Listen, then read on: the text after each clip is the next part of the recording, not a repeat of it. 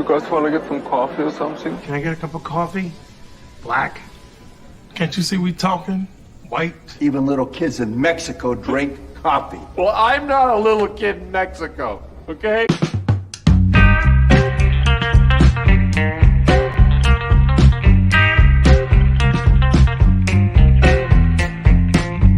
That is the best coffee I've ever tasted. A damn fine cup of coffee. You want a cup of coffee? No coffee.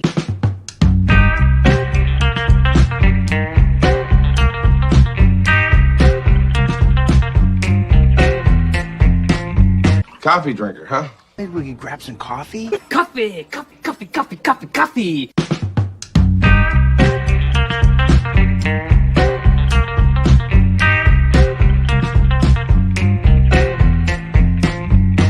God damn, Jimmy. This some serious gourmet shit. Me and Vincent would have been satisfied with some freeze-dried Taster's Choice, right? And he springs this serious gourmet shit on us. Good morning. Welcome to Pop Culture Minefield Morning Coffee with Chris, broadcasting from my lunar base just a couple of blocks down from Scribe Light's moon base. My name is Christopher Moonlight, and today we are talking about AI, artificial intelligence, AI art. It's here to stay. And what do we do next? I'm going to go at some point on a network style rant. You are going to hear me completely defend AI art. But before we get going, let's welcome our panel. Of course, we have John Das Wolfen. Good morning, John. Good morning. How are you? I'm ready. I am so ready. And of course, our rock, the guy that runs everything for us, Martin. Martin, good morning. Hey, good morning, people. All right. And I want to, of course, say good morning to everybody in our wonderful chat. We have, of course, as always, Crumpus Jesus. Judas. I'm screwing up names already. Crumpus Judas. Thank you. Come again. Penny. Now it's time for another Penny cartoon. And D-Bud Martin, Midnight's Edge After Dark. I'm always excited to have anybody from Midnight's Edge watching, listening, because I watch their show all the time and really count on a lot of the information they impart to make my own business decisions as an independent entertainer. So thanks for being here. Of course, Cameron Vale, Dragon Ruse, and Anima Confusa. I love you all. Thanks for being here. So, artificial intelligence, AI art especially. I've got stuff to bring up on the screen. I know Martin says he's going to lock horns with me over this, but I think I'm gonna convince Martin by the end of this that there's no point in fighting it, but we can use it, no matter how you feel about it, for better or worse. I tell you what, I for one welcome our new AI overlords. Absolutely. And we got a few more people in the chat. Real World Nation Gaming on Twitch, and who else did I see? And Crusader Lion. Good morning. Thanks for being here, guys. And yes, I do encourage you to leave comments in the chat.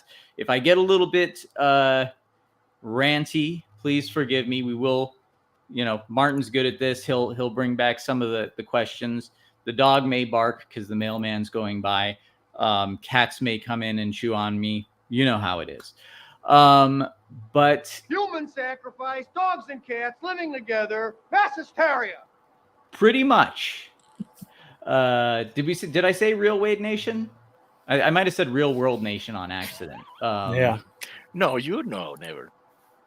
You know what it is? Out of vanity, I wear contact lenses for the show. That and the fact that I can't stand seeing the glare come off my glasses is just the angle that my camera's at.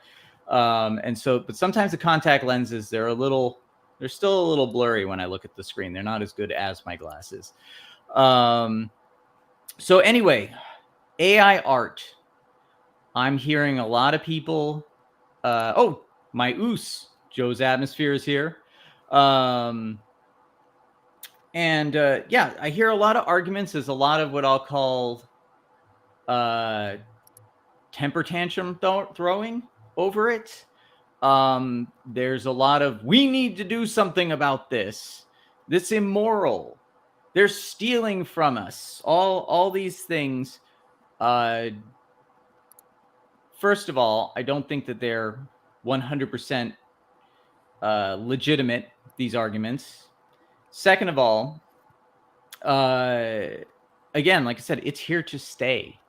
And it's going to do something for everybody that technology most often, not always, but most often does, which is it's going to give us a new level of freedom. Just like the automobile gave us a new level of freedom, just like the airplane gave us a new level of freedom.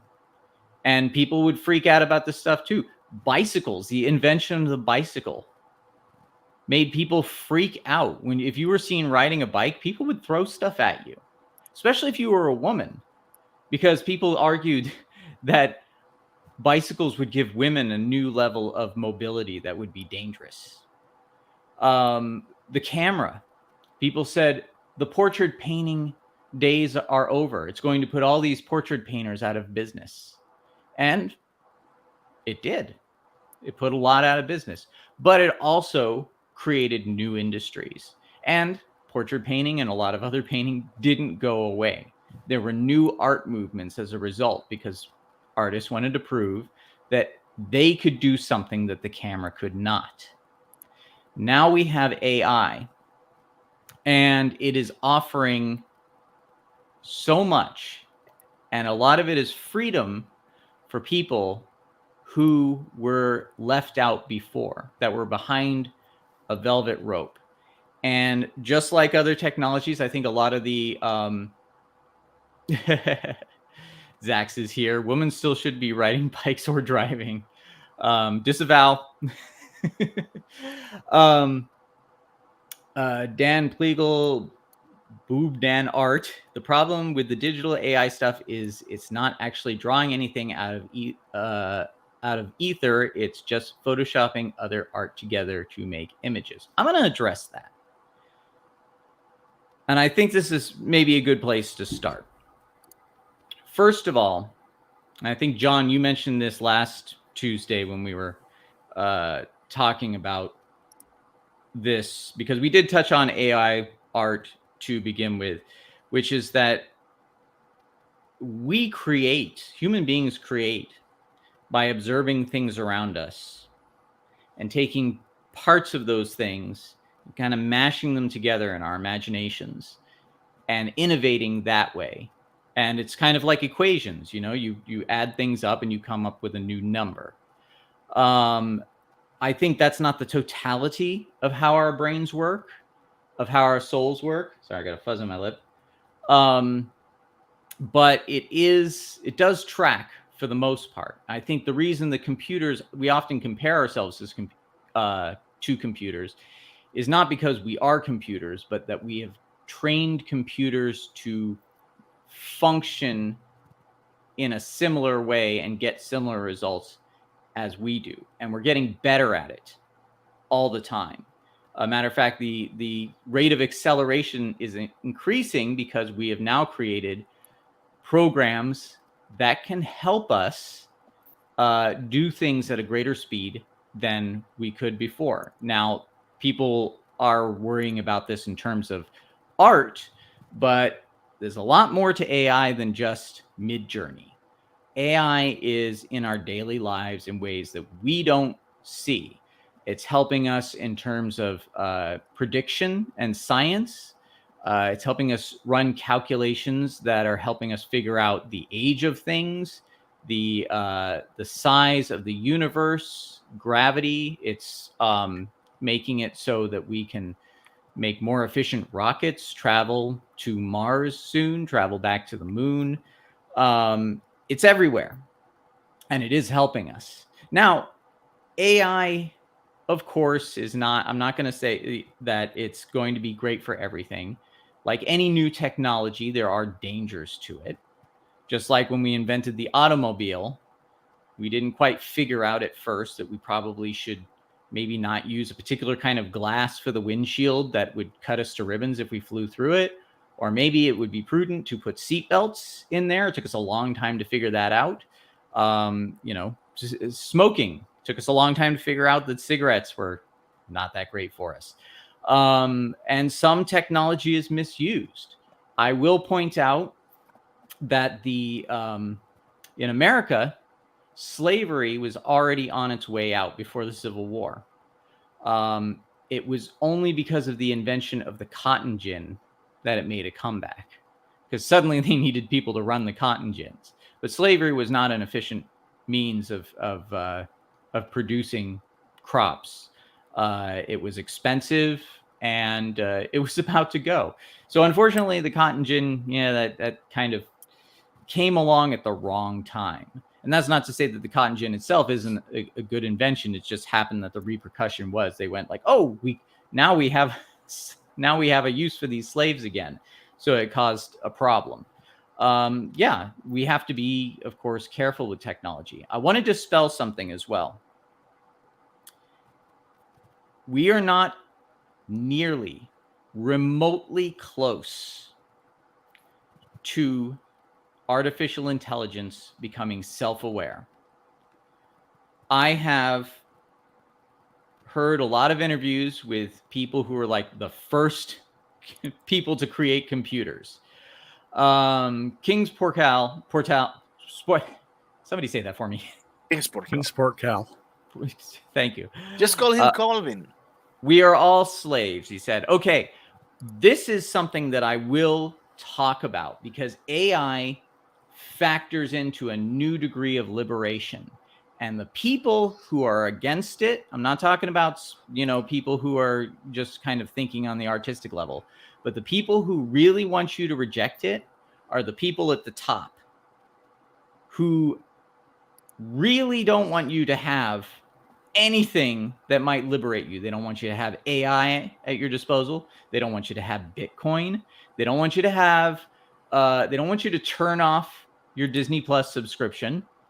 They want you to reject everything that might liberate you and embrace what they want to sell you. And they sell it to you by keeping you thinking in narrow terms, staying inside your box, so they can give you a number, they can label you, they can categorize you, and they can have you continue to consume products. And if there's anything on the outside that might stop you from doing that, they get you worrying about the people in the other boxes. So you all fight amongst yourself. There's that old edict of the king standing at his castle wall looking down at the kingdom, and it's in flames, and people are fighting, and somebody says to him, "Your Majesty, don't you think you should do something about this?" And he says, "No. As long as they're not fighting, as long as they're fighting each other, they're not coming for me. So this is fine." Now, how does that relate to AI? We're going to get to that. Because again, they want you to reject AI. They want you to see it as a threat. Because if you embrace it, like I'm embracing it, and again, I'm going to talk about that. I know I'm cramming everything in the beginning. Before we keep going, though, I want to plug some stuff. Martin, can we share the screen for a moment, please? Actually, before we do the plug, though, where is she? Phrasing. I want to give a shout out to Kirstie Alley, who was Saavik, the original, in Star Trek: The Wrath of Khan. So beautiful, and really sad that we lost her. Apparently, she didn't know she had cancer until it was too late. But yeah, let's dedicate this episode today to Kirstie Alley, who was also very outspoken about these things. Although you could kind of, there are things like everybody in life that you could criticize her on or disagree with her on. But yes, this is for her. And Cameron Vale. Oh, can we go back to Cameron's? When has any society in any time in history been careful with technology? That's a good question. And, what are you going to do? You're going to say, oh, you know what? This new thing is just too dangerous. We should just stay where we are, stay safe. Every advancement comes with a level of danger. Every advancement will be misused by somebody, but there are also other people who will find great uses for it. So to say, we need to be afraid of this and regulate it right away is to really hamstring people's ability to advance. And I'm talking on an individual level, not just on a cultural level, but an individual level. You say, oh, no, we can't mess with that. It's too dangerous. Now you may say like, oh, well, we split the atom and that was terrible. Well, it's also a deterrent. It became a deterrent for war. Not that we don't still have wars, but people are a lot more hesitant now to escalate, where we probably would have already gone into World War III and had another 100,000 deaths. But these are, again, I don't want to go too off subject. I want to talk about artificial intelligence and what it can do for us, but I also want to plug my stuff. I want to ask you guys, and I put this, Martin, in the chat. I'll do it again. In the chat? The link tree here is going to take you to, oops, where'd my mouse go? This is what happens when you work with double screens. Mousey, where are you? Okay, so this will take you to, of course, my Subscribe Star. So if you want to support me personally, that is where you can do it. It's subscribestar.com/Christopher Moonlight. And of course, you can also find where to watch The Quantum Terror. Good morning, Scribe Light. Great. So that is my link tree, linktr.ee/Christopher Moonlight. And let's get on with it. So, of course, everybody thinks about AI in terms of Midjourney for the most part. And Midjourney's fun. Oh, I had my messages open. You can see all the horrible things we say about you guys behind your backs. So, okay, we start with Midjourney, which is, oh, here comes Stormy. Oh, Lord, she a coming. Big fat cat. And Midjourney, yeah, it takes samples from the internet and it uses them to create new images. Now, I want to dispel some misconceptions about sampling the internet. Okay. People on the Midjourney sites are having fun. You know, they're sampling. I don't even know what the prompt is for this. So they're putting in prompts that are very obvious stuff because pop culture in general is what's on our mind. Things like Yoda and Darth Vader. And we like, oh, what happens when we put them in different situations? What happens if we combine Hellraiser with H.R. Giger? Which, by the way, damn cool.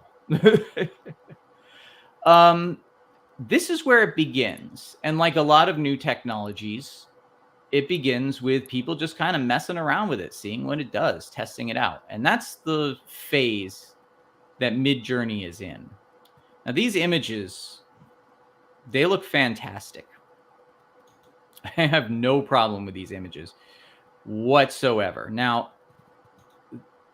this comes at what a lot of artists will start to argue at first, which is it's taking other artists' work and it's mashing it together. So I should be able to opt out. I didn't opt into this. You stole from me.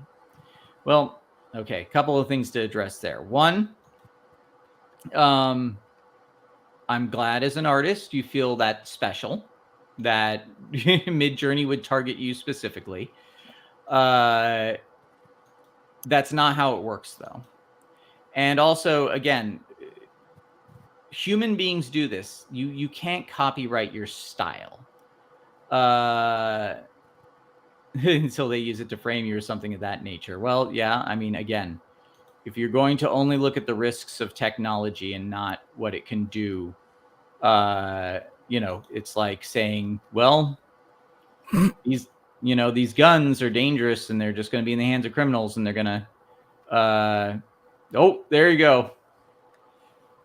Can an AI draw Human hands? sacrifice, dogs and cats living Sorry, together. wrong button. Mass hysteria. This is funny. Can an AI draw hands? Can you? Got him. Yeah, hands are always been difficult, and AI is getting better at hands. It's still having, it's okay. It's still having some trouble. That's not a bad hand though. I've certainly drawn worse hands than that. I don't know what's going on there. Well, Rob Liefeld can't draw feet, so Yeah, at least AI has that above Rob Liefeld. Well, and if you're just going to boil art down to how anatomically correct you can get everything, you could pretty much criticize almost any artist over that, because no artist has a complete command over anatomy. No matter how close of an approximation they can get, there are always going to be artistic liberties. There's no such thing as perfection, but there is style, and AI has a style. Over time that will change, but you'll notice no matter what prompts you give it, you can always look at it and go, that looks AI generated. I can understand why artists feel threatened by this. So let's talk for a moment. That looks like Mila Jovovich. This must be a Mila Jovovich prompt. I see her in a lot of prompts. So a lot of artists' arguments are just that you're stealing from other artists, because I don't think that's valid, because again, when we learned to draw, we start by imitating other artists. We take life drawing classes, we try and draw things from nature, but for the most part, especially in the comic book industry or the entertainment industry, I know that when I started painting, I started trying to imitate Alex Ross and H.R. Giger and Dave McKean. And my art style as a result, I wonder if I have anything around to show for it. Not at the moment, but I used to do these paintings that looked like mashups. Now you may say to yourself, well, that's you as an artist. You're a human being. You lose the human connection. This is an argument I've seen a lot of artists make. You lose the human connection. It's not a human being to human being transaction of ideas. Well, I hate to break it to you, but the audience does not need another artist to create an image and give them an emotional response. We were already having emotional responses towards the world around us through nature. And I think in terms of how our brains matrix things, we are very prone to looking at clouds, wood grain, markings on the street, anything with texture, carpet. People do this with like thick carpet, and seeing things in there. No way you can emulate Alex Ross. Don't even try. Yeah, I got an approximation of the style, but I definitely didn't get to his level. Absolutely. But I was trying, and it did teach me a lot of things. So that's one artist argument that I want to debunk right now. I don't agree with that. A human being can look at anything and through their imagination can conjure something out of that. Leonardo da Vinci wrote that he would look at, because back in his day, if you had glass bottles, it was very uneven glass. So he would have candles burning, and the light from the candles would go through the bottles and refract onto the walls. And he would sit and stare at the walls, and his brain would start to take that light and see things. And that was how he got his ideas. Now, that I think is the number one thing that Midjourney can do for us. It can speed along the process of ideas. We can take this image, as silly as it is, or any other image, and riff on it. We can get, and that's what this is. That's what these people are doing. They're riffing their ideas, and they're coming in, and it's generating these beautiful images for them. Again, it's not just sampling from artists. It's sampling from photos of mice. And a lot of these Midjourney people, I don't want to call them artists. I think they're just, they're conceptualizing through prompts. And this is another argument that artists make is like, it's not art. These people are just typing in prompts and declaring themselves artists. No, they're not. They're not declaring themselves artists. They know, and I think that's a disingenuous argument. Da Vinci did when he was trying to create flying machines. This isn't the stopping point. This is the starting point. Now, again, I'm not going to name the artist who did this, but I was watching a live stream of an artist the other day, and he's a designer in Hollywood, very prominent, and he was very upset about this. And he got some of his artist friends on to talk about it, and they kind of talked about it very tepidly, like there was some arguments for it, but they didn't want to no, I'm not actually endorsing this. It's just what some people are saying. They're very threatened. And why are they threatened? They're threatened because they were at the top. They were at a hierarchy in their market. And a new technology came along that threatens that hierarchy. And so their response is to say, there need to be laws, there need to be regulations, there need to be opt-out options, or you need to be able to opt in. You shouldn't have to opt out. It should, it's like, sorry, you put your stuff out there, it's being sampled. If you want to opt out, fine, but it's not going to make a difference because that's not what you're upset about. You're upset about that somebody, it's like, again, you can't sue someone for imitating your style.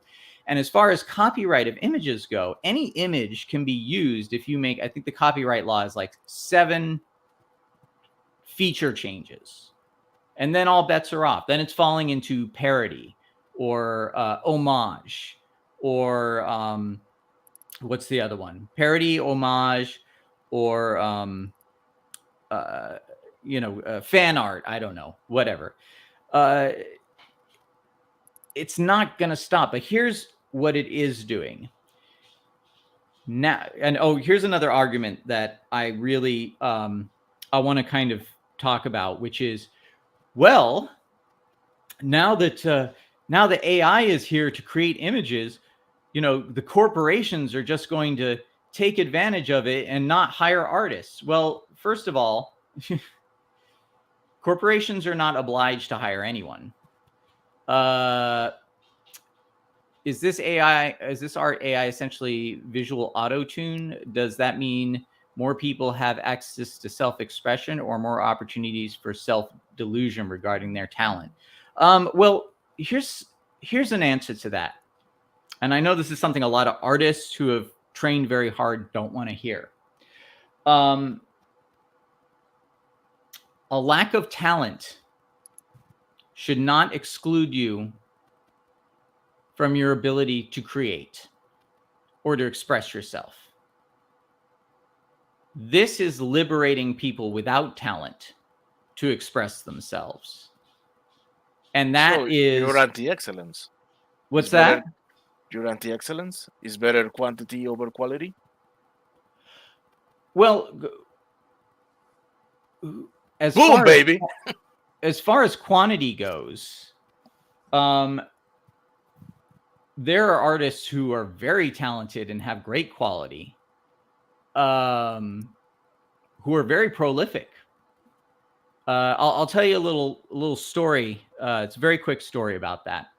I don't know if it's true or not, but I'm going to talk for the sake of this. I'm going to pretend that it is.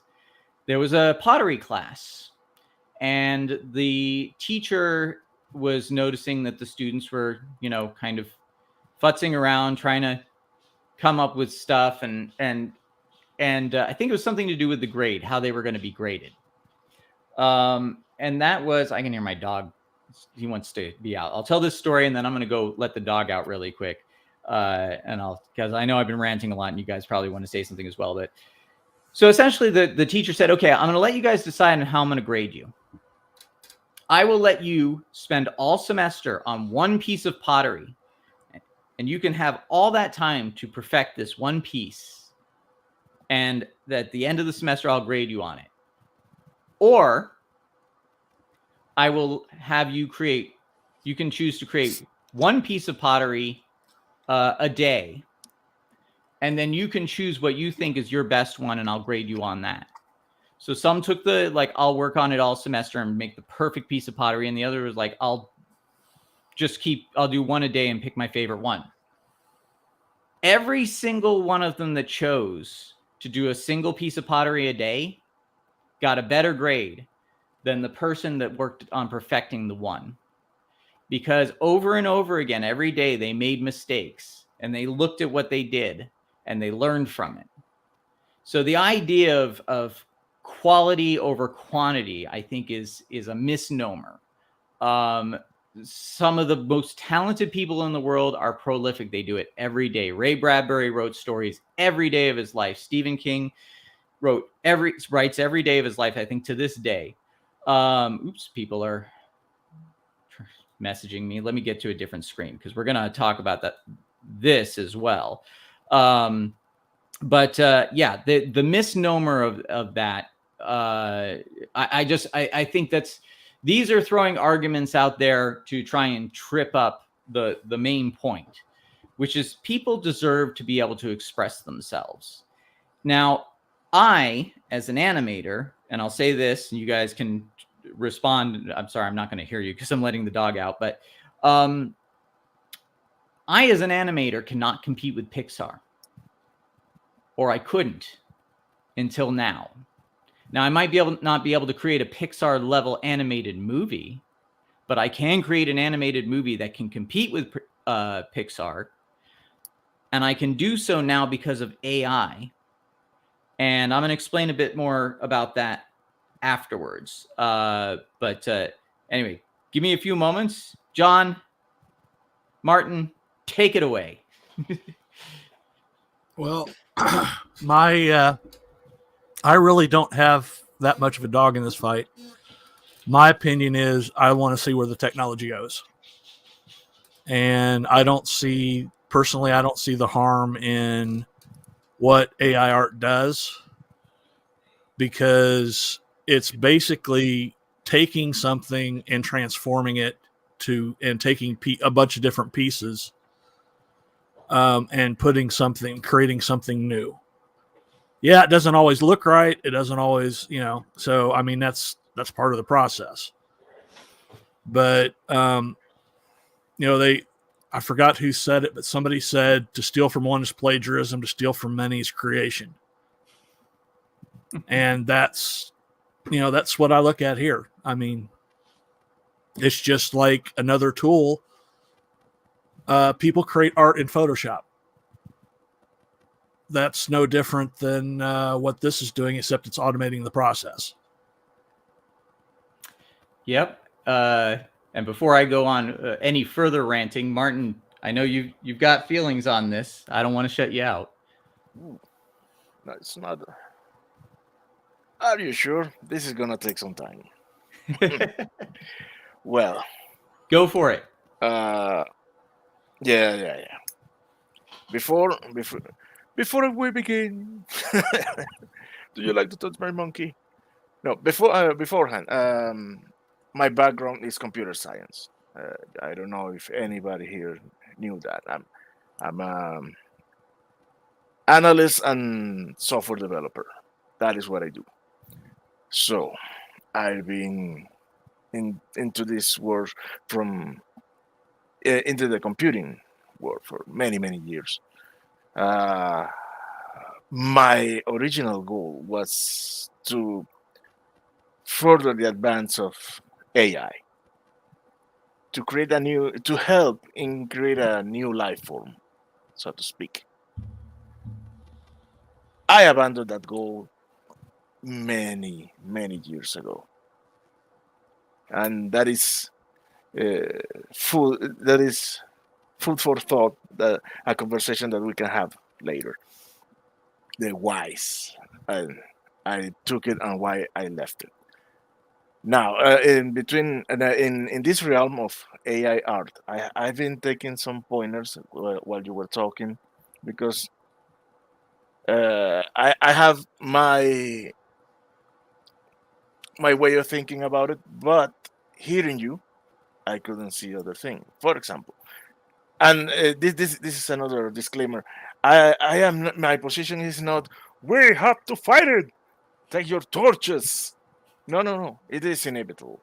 It's here. It's not going anywhere until a very, very big solar flare puts on all of us in square one again.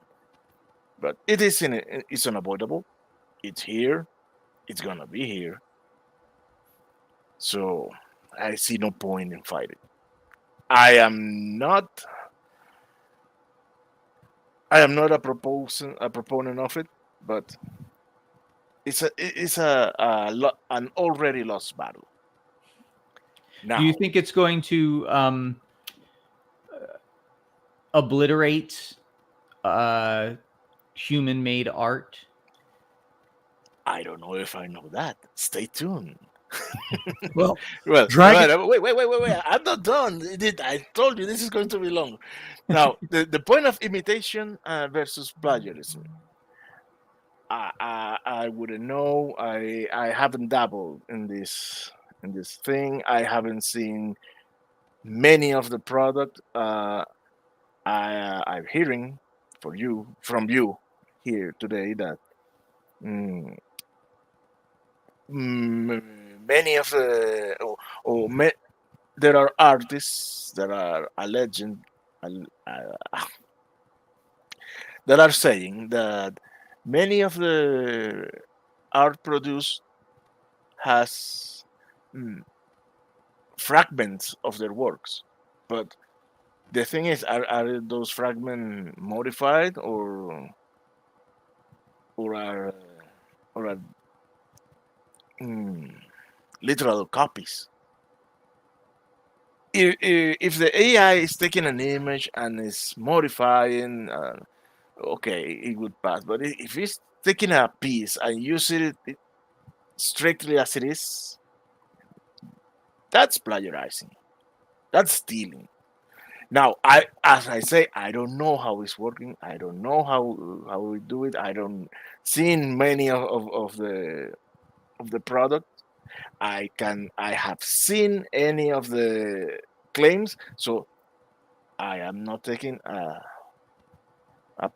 side on this in this fight. I will Freedom, address. okay, the freedom. There's one thing, man. I've noticed for a long time now. We humans tends to give away our freedom in exchange for easiness, expedience. I'm saying that is happening, and this is not different. This is going to happen with AI art. Uh, and I understand your position. You're a filmmaker. You're an entertainment maker, and to have access to mediums or tools that you do not have normally. Yeah, this democratize the creative process, but as all technology, there a class that is going to suffer. There's a class of worker that is going to maybe not disappear, but it's gonna get very, very thin in numbers. And okay, that's okay. That's the nature of progress.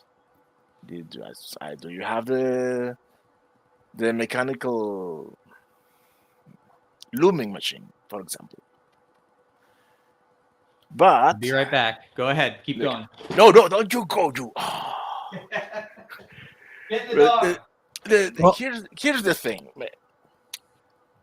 All artists know that it's not easy to be an artist, economically speaking. Now that a machine can take some pictures and make something, it's going to be even harder to live from art. But that is not my discussion. My discussion here, my main gripe with all this is the humanity or civilization, whatever you want to call it, is going to be less. The what? The humanity? Civilization is going to be less because with the pass of time, we are relinquish our abilities to a machine. In 100 years, no one is going to draw anything. And we as a species would have lost an cultural ability. But I don't care. I'm gonna be dust by then, so fucking I don't care. Well, but no, it is what I'm seeing right now is again humanity relinquish something in exchange of easiness. Go ahead, have your field day. I don't care. Well, here's what I think. I think that we tend to be afraid of new things. I'm sorry. I left one point. One point. Go ahead. Well, when you said that we have the AI meddling in our lives every day. Yeah, that's fucking true. Everyone thinks that the AI is gonna to squash us in the form of a Terminator. No. AI is molding the minds of people. Every time you watch a movie, you listen to a song, you go to see a picture, or you go to read a book that was suggested by you suggested to you by an algorithm. Hello, you are fulfilling the will of a machine. Machines don't have will that you know of. Well, it's a large philosophical discussion, philosophical technical discussion, but behind any algorithm that AI uses, there is a reflection of the mind and ideas of the people who worked on create that algorithm. Well, there's nothing wrong with that. We're it is wrong. It is wrong in the sense that people is relinquish everything. I'm not gonna do what I want to do. I'm gonna do what someone or something is telling me to do, and that is started little by little. Well, I can still skip on Pandora if it gives me a song I don't like. At the same time, Pandora give me songs that I do like. Yeah, but there's a ton of people that don't. That if you present it, they go. Well, that's okay, but that's their choice. We don't want to start telling people that they can't use little by little, my man. You could argue make the same argument against the Dewey Decimal same argument system. with the cell phone. What started like a commodity or a luxury, it's now you can now be without a cell phone. Of course you can. That's the entire way progress works. Yeah. I mean, because that's why I said this is an already lost battle. Do not fight it. We're fucked. When Dragon Ruse is pointing something out, this technically isn't AI. It's virtual intelligence. It's not real artificial intelligence. I was going to say it's not artificial intelligence. If it was artificial intelligence, I'd be scared. Yeah, because that's one of the things that scares me more than anything. And welcome to my honorary Oos, Joe's Atmosphere. Do we have more people in the chat, or are we? Well, John, you have neural networks to combine that with an expert system, and there are other methods of And besides that, you put it an inference mode, inference engine, and I'm pretty sure that we're really close to intelligence. We're very good at creating things that can imitate what we do and do Holy it shit, more I lost track of precisely than we can do it. But it has no will. The argument that there was that AI that was saying like I asked it to prove it's alive, and it gave me an argument why it was alive, and then they said, okay, now ask it to prove it's not alive, and it did that too. It's just complex algebra. There are different systems, but Chris, those are toys. Yeah, those are toys. The thing that we have access to, there are only toys. We don't know what is the real advance in the field because that is secret. I mean, I'm sure there are secret things, but I think we're getting into paranoid territory here. What I'm talking about is the tools that we have at our at disposal. I have some Bluetooth earbuds. They make it sound like I'm in a very open room. Yeah, that's horrible. So, hey, King. Who we got here? Oh, some guy, some dude. Don't know who that guy is. What did he say? I'm an artist and I don't care about AR art. It can't do what I do. And to put it in perspective, digital artists use Procreate and Photoshop and do amazing things. AI can't do what Art Germ can do. It's an artist. I've got his book right here. Ah. Stanley Lau. He's an. Wait. Nice. There you go. That's a nice big book. Yeah, we can't hear you. I think you disconnected. Okay. There you go. Oh, man. For the sake of staying on topic, though, because there are certain places that I want to, certain things that I want to address. Absolutely. AI is a brainstorming tool. It does not take people's what you are seeing AI do is not anybody's artwork. It is an algorithm looks at the artwork and it decides what creates that image. So if you give it cats and not Evil Dead, Resident Evil, and you give it, this style of lighting, you can tell it lenses, you can tell it, atmosphere, time, fog, sunlight, where the sun is at, that sort of thing. And it makes approximations.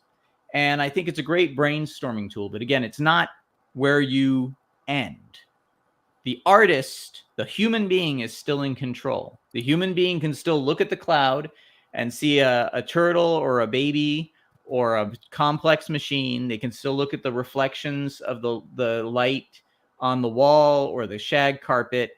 I disagree entirely that it'll take away our creative process. I think it'll just be another boon to the creative process. Now, I do want to talk about what I've got here, and I brought this up the other day. This is Plask, and let's see if we can get this. Why is my mouse not responding to it? Let's see. The website was working before. Okay, so Plask is essentially, let me refresh it because this is cool for those who didn't see it. So Plask takes images, video of somebody making moves, and it uses AI to extrapolate those moves and turn them into a rig for your animated character.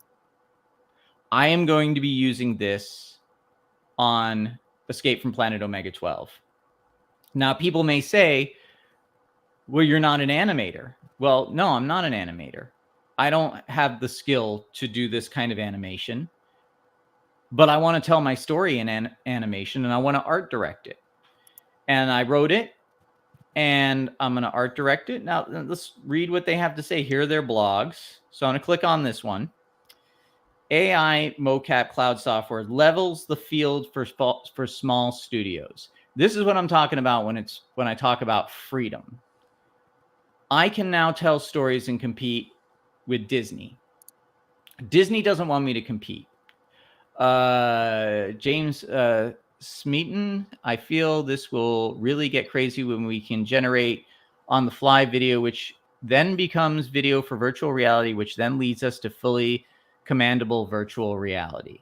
I don't know about virtual reality, but I will say this. That's decades away. Yeah. Here's the future that I am seeing as a filmmaker. And this is why I'm hopping on this now, because this is going to happen, and eventually this is going to put me out of business. Or it might be good business for me. But it's the same as with YouTube. Hollywood was threatened by YouTube. Who are these guys that don't need any production value, and they can just hop on a live stream and get an audience? We got to compete with that now. And yeah, they do. Hollywood has to compete with that. And they, for some, they use us because look, here's the thing about Hollywood. They don't care if we enjoy what they do or we hate it. All they care about is that we keep talking about it, because for them, they're not thinking about it in terms of entertainment or art or any of that stuff. And they steal from us all the time, and they don't care. They'll settle lawsuits, whatever, and they'll keep doing it because all they care about is that their investors keep feeding them money. And how do their investors know where to put their money? What's being talked about. So if Willow sucks and Doomcock is talking about it, or Indiana Jones 5 is going to suck and Doomcock is talking about it, and they say they hate Doomcock and they got the directors arguing with Doomcock, they don't care about the director. They don't care about Doomcock. They just care that it's in the news, and then they keep getting the money. What this is going to do, and I'm going to read about this, is going to make this eventually people are going to be able to sit in front of a computer and type in prompts and get animatable images, and they're going to be able to type in their script, and those images, those AI generated characters are going to act out their story, and they're going to be able to fine-tune using prompts every detail, every creative detail, without having to have knowledge of anatomy or cameras or anything like that. And it's going to finally obliterate Hollywood because we will be able to do it on our own and tell those stories. And they hate that idea because it doesn't involve them. And they are narcissists who want all the power. They want to dictate to us from the top down what we watch, what we buy, what we consume, and make sure all of our money goes to them, instead of decentralizing everything and making it so we can tell stories and we can own it and we can have the money. And a tool like this is where I start with that. And this is, again, I'm going to read this, okay? Any studio owner knows how quickly animation costs can spiral out of control. Motion capture animation brings expenses of anywhere from 1,000 to 100,000 per minute, depending on numerous factors that strongly impact your budget. If they want to create an animated movie, it's okay that they can motion capture it, but me using AI to do it and not spending money on them, no, they don't want that. If you run a small studio in gaming, film, or animation arts, you need an affordable way to produce outstanding mocap animation that allows your studio to shine. In this article, we'll explain an innovative new option for any small studio, mocap AI cloud software. Again, decentralized. They can't control it. Motion capture artificial intelligence software, or mocap AI extracts movement from the real world and transforms it directly into digital data, and transformation happens using only basic equipment like a webcam, browser-based editing tool, and laptop. Now, I won't read the whole thing, but just imagine for a second. Say you're an artist, and you'd have a character, and you draw 5-6 versions of that character, and you want to keep coming up with new iterations of that. What if you can take your own art and feed it into an AI software and have it help you expedite the brainstorming process, create animatable characters on the fly. You are now free to tell your story. You don't have to hire a bunch of people that cost more money than you could ever get, at the risk of investors that don't have any faith in you because you're not a major studio. This is freedom. And this is, again, what they're afraid of. And like I said, I said I was going to get kind of network ranty, but, you know, a lot of these are open source. This one's free, unless you want to get more. You know, I think you can get 5 minutes of mocap a month for free, but if you want 60 minutes of mocap, you know, you pay $50 a month, which is still, it's not $100 million budgets.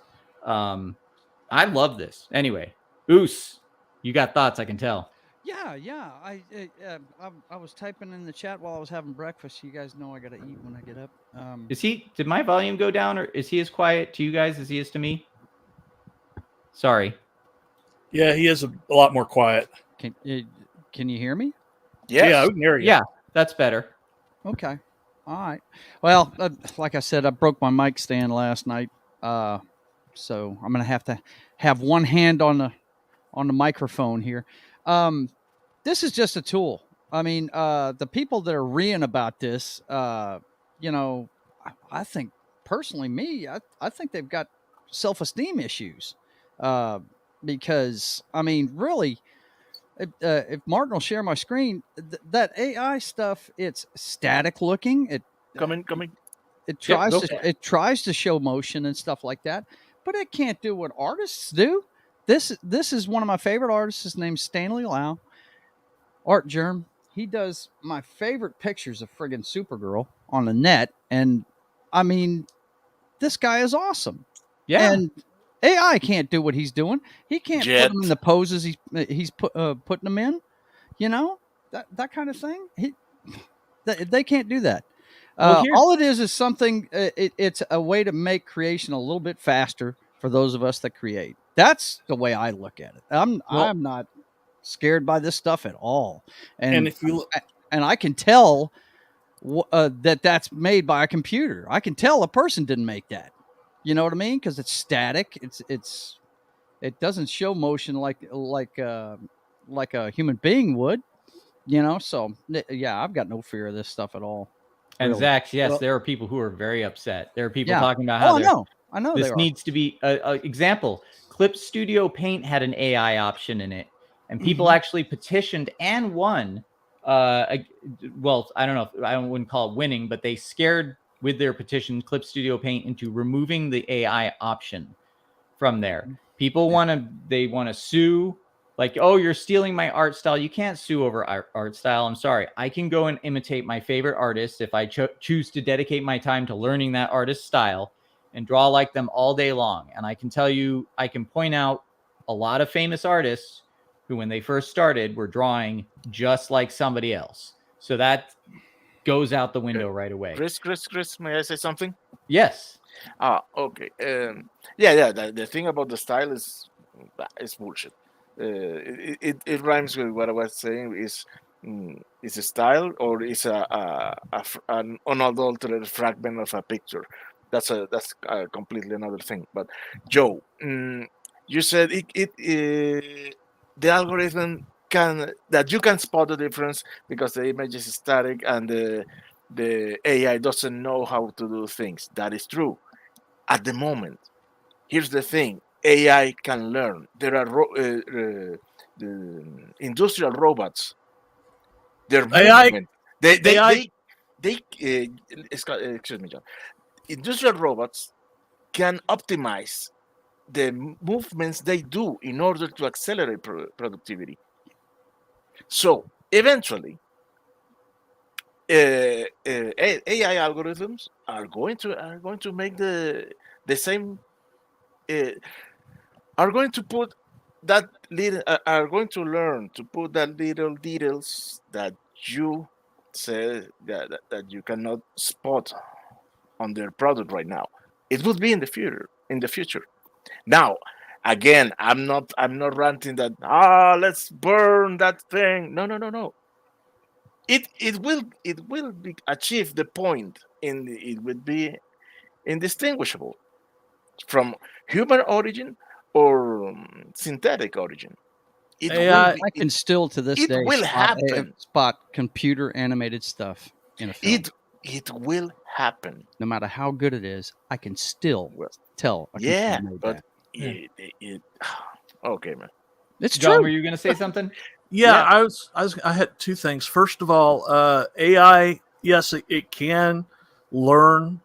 However, it only learns within the parameters it's been allowed to learn from. It still has a hard. It's there's no way for it to go outside of its parameters unless it's it at this point there's no way that can happen. So yes, something can learn. But all of you An are algorithm talking, can learn. but all of you are talking like this is only the maximum state that we're going to reach, and that is not true. I agree with you, Martin, and I am going to comment to that as well. But go ahead, John. What was your other point? The other thing was, yes, the whole. If you look at the AR that these creators are making, and yes, they are making it even if they're just typing in parameters into an engine that creates it for them. There still had to be, they still have to come up with parameters that create what they want to create. Yeah, it still doesn't cross the uncanny valley. Even if as realistic, you can make it as realistic as the parameters as you want to be, it will still look artificial. Yeah. Yes, that's what the point Joe was making. Right, but this I don't understand that. But what I'm saying is that is the state at the moment. I'm talking about future. 10 years. I agree with you, Martin. There, I think that in the future it's going to blow what we're seeing right now away. As far as AI parameters go, you have to get very specific with a computer or what the parameters are, because that can get out of control. I will say this: AI and art and the uses I'm talking about, I'm excited about. But AI still can be and is essentially a rolling stone that you send down a hill. If you don't send it down on a very specific path, you don't know what it's going to knock into and cause an avalanche or roll over. There was an AI that was tasked by a corporation for managing their paper shortage problem. Well, when they came back to the AI to see what it had come up with, its solution was to cover the entire planet with paper. Because an AI it has no will, it's not thinking, it's just going with a task. Well, if you had actually empowered that AI to somehow cover the entire world with paper, and that's silly to think about, but that would be a major problem. So you think about when people say, "Hey, we're gonna put," and this is really happening in San Francisco, we're gonna put a gun on top of a drone and give it permission to kill people. Not a gun, explosives. Even better, Yeah. They've done that in Dallas. Yeah, we're going to give robots the authority to kill people in San Francisco. I see that going south. I mean, who had on their bingo card chopping mall coming true? Magitech Mags, welcome. This is something that we do absolutely have to be careful about in terms of other uses of AI, especially when it comes to handling our money and our economics. This is why I'm a big decentralization person, why I think we need decentralized power grids, why we need decentralized cryptocurrency. And the FTX thing, I'm sorry, that was not a Bitcoin thing. That was a farce of a scam. We'll never be free of those. And like I said at the beginning of this, there will never be free of any new technology having negative implications. It's just laws of physics. For every action, there's an equal and opposite reaction. We cannot make a move in a positive direction without there being some byproduct that we have to deal with and figure out. Oh, Chris, you have I would like to. out. Oh, I have failed. All right. For that, hold on. Double lift. I would like to say that I fully support San Francisco and other major cities in arming drones and giving them permission to kill. Just so they know that you're on their side, right? No, because it will. Have you seen? You've seen RoboCop. You saw what ED-209 did. It'll take out the stupid people that think this is a good idea until they malfunction. Yeah, yeah. I'm not, also. I just won't go into a city. I think that the problem is that the problems that the cities produce eventually bleed out to us. I think that they should program these artificial intelligence to pick up needles and feces. Personally, I think that would be that would be a better use of their time, considering how San Francisco is right now. Now, essentially, though, it's the.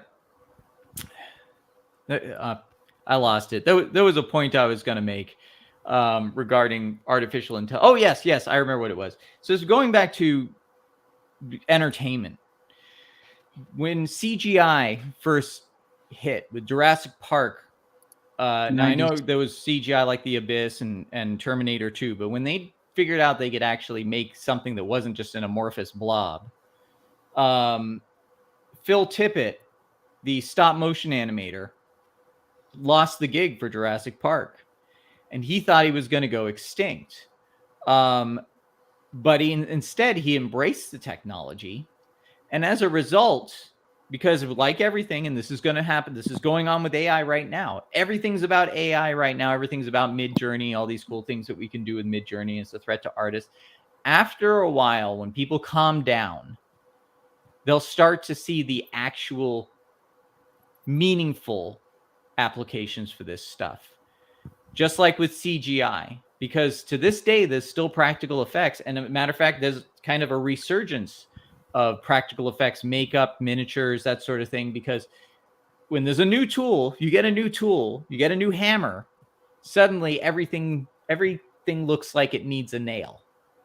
But once you've kind of had time with that tool and the glamour of it wears off, you start to realize where you actually can use it and where it's overused in other senses. Same with After Effects. There's all these people, when After Effects really kind of like first hit and became available in cool ways, every short film had that After Effects look to their special. Everyone was shooting After Effects power balls out of their hands and all this corny stuff. It wasn't being used properly. It was just being used in its basic function way. Once people with big imaginations and think outside the box get a hold of these tools, you're going to be seeing them used in ways that people are not thinking of. And I intend to use them in ways like the motion capture. I will be using a little bit of AI generated art, like I said, to brainstorm, but the AI generated art that I've already taken and Photoshop painted over and taken a bit from here, a bit from there, altered. It doesn't look like what I got. It's just like Joe's Atmosphere said, it's a tool, it's a starting point. If you are worried, I don't mean you guys specifically, this is a general you. If you are worried that the world is just going to be flooded with nothing but AI content like we're seeing now, and there's not going to be anything unique and nobody's going to do anything different, then I want to say it's just silly, because eventually the luster, the honeymoon will be over, and people will start to actually look at how to use it in ways that benefit us now. But again, my main excitement is this is leveling the playing field. Hollywood is dead. Its zombie corpse is still kicking. It's still trying to eat our brains. And for some reason, we keep letting it. And I'm telling you, as soon as we stop caring, they'll change their tune. They'll become desperate. They'll be coming to us. As soon as people can create from their homes to the level that Hollywood can, and that with this technology, that day is coming, they'll be completely irrelevant, and we'll be able to, Keith will be able to make his own Blue Beetle movie the way he wants to see it. And if What? and if people that got You his picked attention. it as his attention. If people like it, now of course there's copyright issues with that. Of course, he wouldn't be able to do that. But if you create something and people like it and you own it and you'll be able to through video on demand. This is why, again, they're resistant. Hollywood has been resistant to everything. Napster. They took down Napster, but people still share music online. The Blockbuster. Hollywood was wary of Blockbuster until they figured out how to dominate the system for themselves. But a lot of indies did really well with video stores before Hollywood was willing to fully embrace it. That's why we got a lot of direct-to-video horror movies and sci-fi movies like Metal Storm and all that. I mean, there was limited theatrical release, but they killed it in the video store market. And then Netflix, video on demand. It's no matter what it is, you either adapt and you use it, or they will use it and they'll steamroll over you. But it's becoming harder and harder for them to steamroll over us. The more this technology becomes available, the more it's open source. And that's all I got to say. I'm sure I had more to say, but this is all a good thing as long as we use it properly.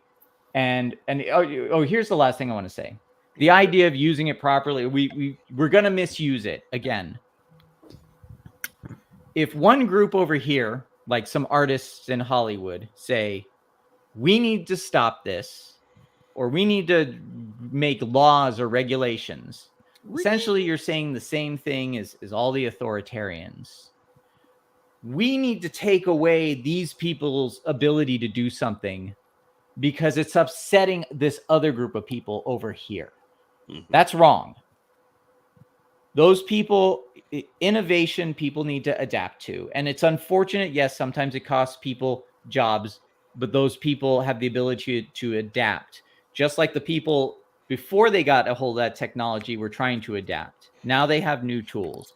We cannot tyrannize people on the basis that some imagined horrible thing is going to happen down the road, or that it's affecting one group over here in a negative way because somebody over here was able to finally do something for themselves.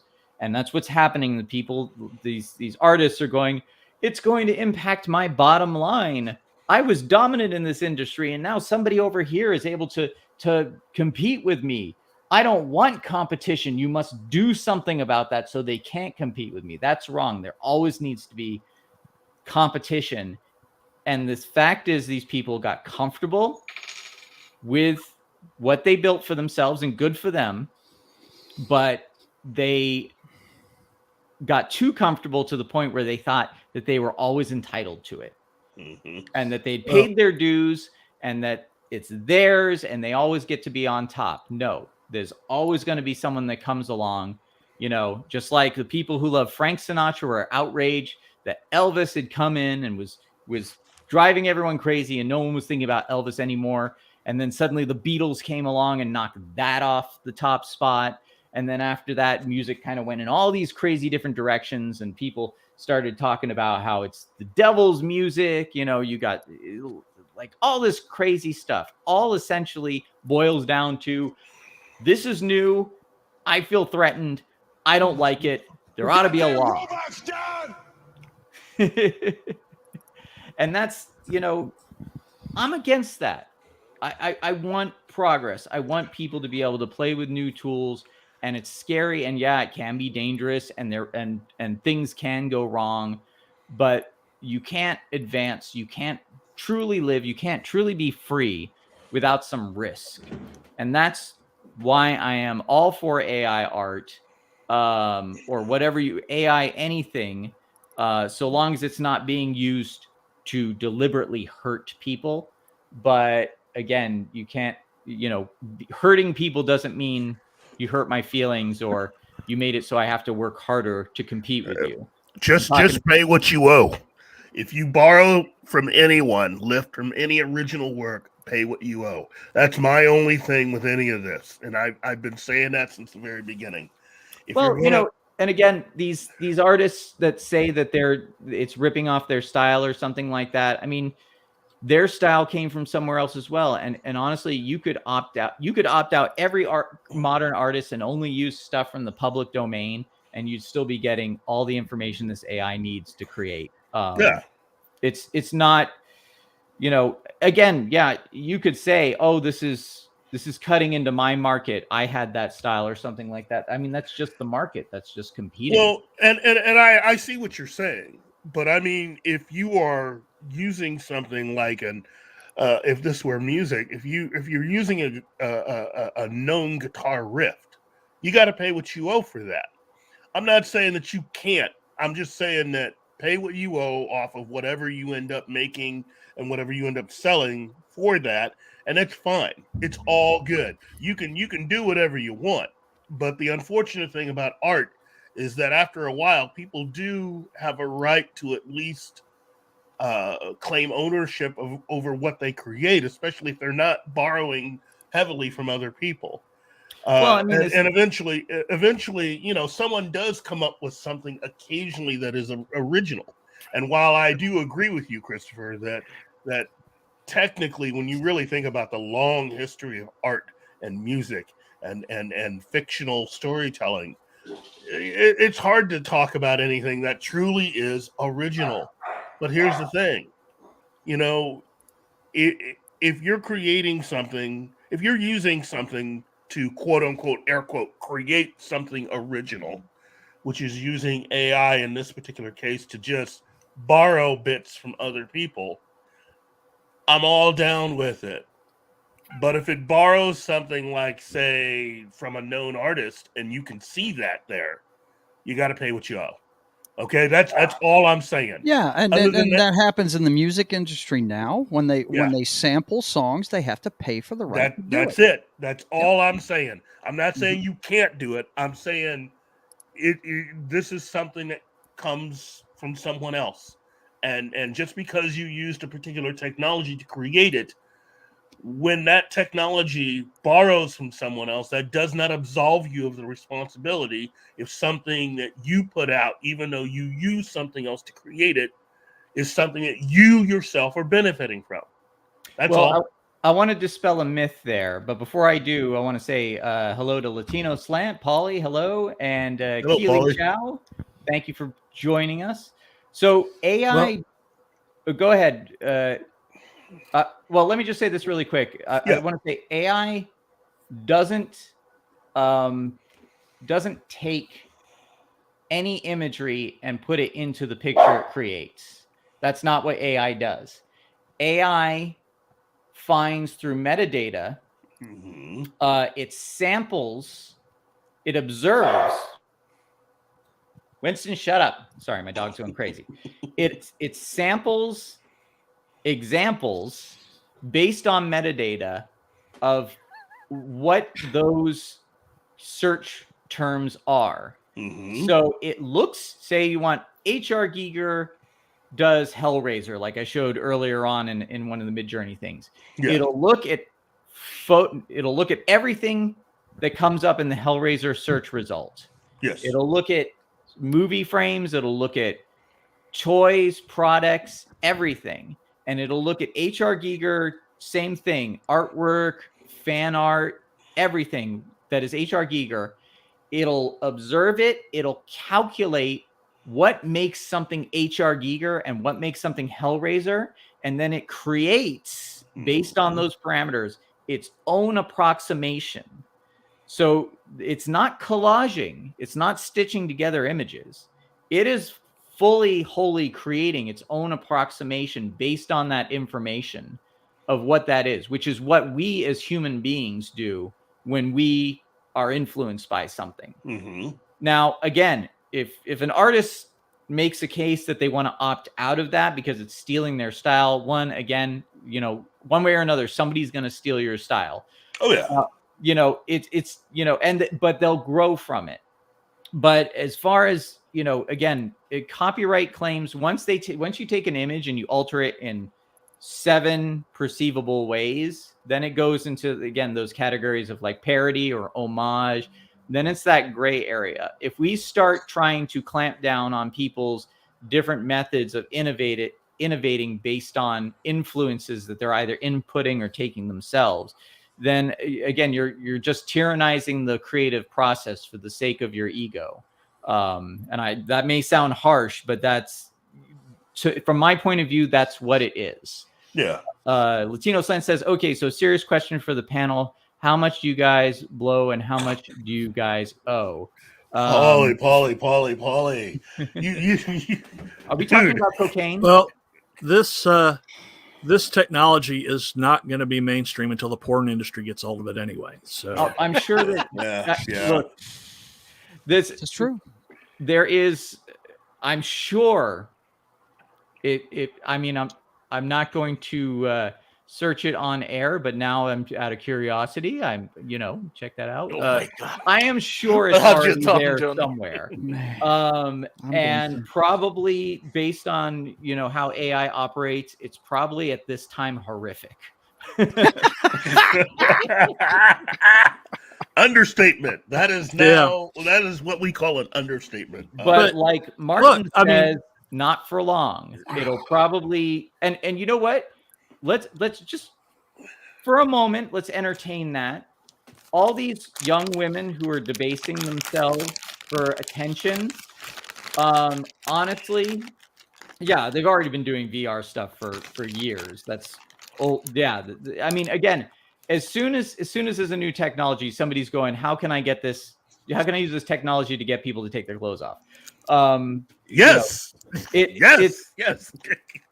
But as far as, just think about this for a moment. OnlyFans, like all these girls that are debasing themselves online, you see these young women and they're beautiful. Yeah. And they definitely know how to be alluring, but you think to yourself, yeah, I mean, I hate to sound like an old guy, but have a little more dignity. Maybe kind of think about what internally you may be worth, what you have to offer the world aside from just flashing your stuff. And again, when you put that out there, you're putting that out there forever. But you're only going to be able to, only a small amount of those women are able to truly capitalize it in a way that makes it worthwhile to them. And even then, age creeps up fast. You're not going to look like that, and it's going to be the next young girl. But what if AI creates, again, as far as the fantasy market, what if AI obliterates that? So again, young women, and again, it's probably something I'm not thinking of, and probably maybe being a bit optimistic about this. But again, young women maybe are not so incentivized to do that to themselves because there's something that can compete with them on a level that they can't, and it doesn't hurt anybody. Now, I'm just saying that on the fly. I haven't really thought of this until John brought it up. But, again, I see, because my artwork and my animation is kind of sexy. Instagram is always sending me like these little things like, you would like this. And it's always like seems to think that I really would be interested in Asian women in slinky dresses with large boobs. And it does catch my attention, but at the same time, I'm like, why am I always sent this? It's like, again, that's just the internet wanting you to like hook in and continue to give your attention to them. And that's part of the centralizing of everything. The internet doesn't care about these girls debasing themselves because they're able to centralize it and profit on it. So I don't know. Yeah. I mean, the idea of there's always going to be adult stuff, but the idea of AI actually taking out the equation of human beings debasing themselves so much, I mean, that's not such a bad thing. But again, there's probably Paulie should, yeah. I like the he idea. has gone off on a tangent. Yeah, shot him off. Well, my only point was that the technology isn't going to be mainstream until the porn industry gets hold of it, because we wouldn't have VHS over Betamax without the porn industry. we wouldn't have DVD as a format without the porn industry. We wouldn't have Blu-ray as a format over HD DVD without the porn industry. Well, without Sony, but yeah. Yeah, I'm not sure about that, but all I'm saying is, and Polly, seriously, all I'm saying is, if technology kind of leads us to a place where human beings aren't debasing themselves so much. I mean, this is one of the great thing. This is one of the great things about CGI is that it, created an environment where stunt people didn't have to risk themselves quite as much. Their wire work could be done and erasing the wires. Now sometimes again, people crave those stunts. That's why Tom Cruise, still brings in people by saying like, "Hey, I'm actually going to hang off a plane." No. I was going CGI, to say when you took a breath that would you rather watch the prequels or would you rather watch the original Star Wars? Which one would you rather watch? It's funny because I love the original Star Wars and I love that there's despecialized editions where they took out all that bull that Lucas put in later. But I am, and we are going to do a show about this, I am a prequels fan. And even though the prequels are messy in their logic and storytelling, there is an emotional continuity throughout those three movies. And there's plenty of innovation that I absolutely love. And it's not all CGI. There's a lot of model work and makeups. But again, that's another subject. I will do a prequels defense episode. And about the basing of humanity there that we were speaking of, I had somebody ask me one time, do they have that porn in 4K? I'm like, do you really want it in 4K, man? I don't know if you really want to see that in 4K.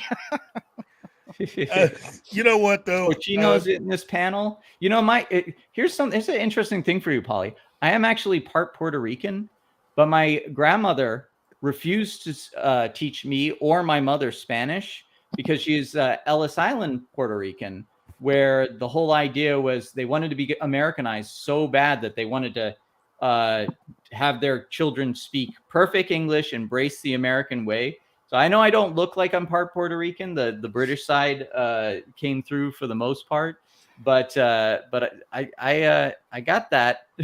I just don't. I was just told to be American and only American. So it's this weird thing where I've got this kind of Puerto Rican connection that I'm not connected to at all. But anyway. So, gentlemen, have we exhausted this subject? It gets weird when we're talking about the adult entertainment industry, and I have a lot of thoughts on just things in general. So, Das Wolfen, thank you for throwing me that curveball and making me catch it. I know Joe wants to say something. Yeah, it's just I just want to make the point that it's a tool. Everything I've seen from this AI creation of art, look. This is only doing what a human being's telling it to do. And I wouldn't use any of the images, but I would use them as a basis to start something else. It's just a tool. That's all I see it as. And they're never going to be able to do what human beings can do. They just don't have that creative ability. We as human beings we are compelled to create. And again, not go.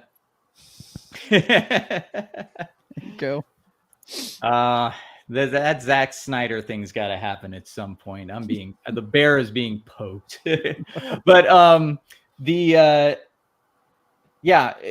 essentially, as culture advances, as technology advances, I am excited to see what people do with it. Not because I'm excited that a technology exists that's going to make things easier for me, but that every time a new technology materializes into our world, it becomes that media. The medium is the message thing. A new medium inspires new ways of thinking, which inspires new thoughts, new innovations. And that's on an artistic level, a philosophical level, a moral level. But there are always going to be people against it because, there's the more conservative side of us that's like, no, we're good here. Let's stay right here. But the problem with that is that we start to stagnate like swamp water. And, so yeah. And maybe personally, I'm just excited by it because I've always wanted to create an animated movie. There were a lot of things to overcome, a lot of people that we had to pay And a lot of times you don't get out of those artists what you want because you get what you pay for. If you're working on a low budget, you get people that just F off, after taking your money or whatever. So this is something where it puts it all in my control, where I don't have to worry about all these technical things, and I'm free to art direct and create the vision that I truly want to put in front of people. And that's my expression. My ultimate expression is the story and the vision. And if I can accomplish that and relate it to other people, then what should it matter what technology I use? As long as it doesn't have a gun strapped to it and decides to shoot me because somebody encoded it wrong. And that's all I will say. So unless anyone wants to add last minute things, let's acknowledge the chat. And Keith, he's gone. He ran out on us. All right, let's see. We got everyone in the chat. Let's see. I want to thank again Crumpus, Jeebus, Penny, Deba Martin, Midnight's Edge After Dark. Always thrilled to have you. I hope you hung in there the whole time. Cameron Vale, Dragon Roos, Anima Confusa. My mouth is dry, so I feel like I can't say that right no matter what. The Crusader Lion, Real World Nation, Zax, Joe's Atmosphere, who is with us, my honorary Oos, Dan Plegel, Bob Dan Art, Sean Espin, King's Protocol. Was he in there twice? Scribe Light, my neighbor on the moon, Bill Barclay, James Smeaton, and let's see, Peter Bakeman Fan Site, Magitech Mags, Latino Slant, Polly, thank you for being here. You poking my Snyder Bear in its underwear. And Keely Chow, and I Have to Go. Oh, that must have been Keith. Yeah. You got to mention this time. Did I miss you last time? I hate missing people. I am really grateful for everyone being here. And of course, Das Wolfen, Martin, and again, Joe, thank you for joining me. And thank you to Keith, Mr. I Have to Go. This was a great conversation. And if you come to this video after the fact, please leave something in the comments. I will check. I did leave a link to this video in the Midjourney Facebook group, so I hope they don't mind me scrolling through there and talking about them. But again, I'm excited for this. So thanks, everyone. Have a great one. And Martin, go ahead and take us out. Just give me a second. Hey guys, thanks for watching Pop Culture Minefield. If you've enjoyed the show, please make sure to like, subscribe, and don't forget to click the bell icon for updates on our shows and channel. Also, please leave a comment, and we'd like to know what you thought of the episode, as well as letting us know if there's something you'd like us to cover in a future episode. Don't forget that you can become a member of Pop Culture Minefield now. Make sure to visit our membership page and merch store at popcultureminefield.com. You can always find Pop Culture Minefield on Twitter, Facebook, Instagram, YouTube, and Twitch.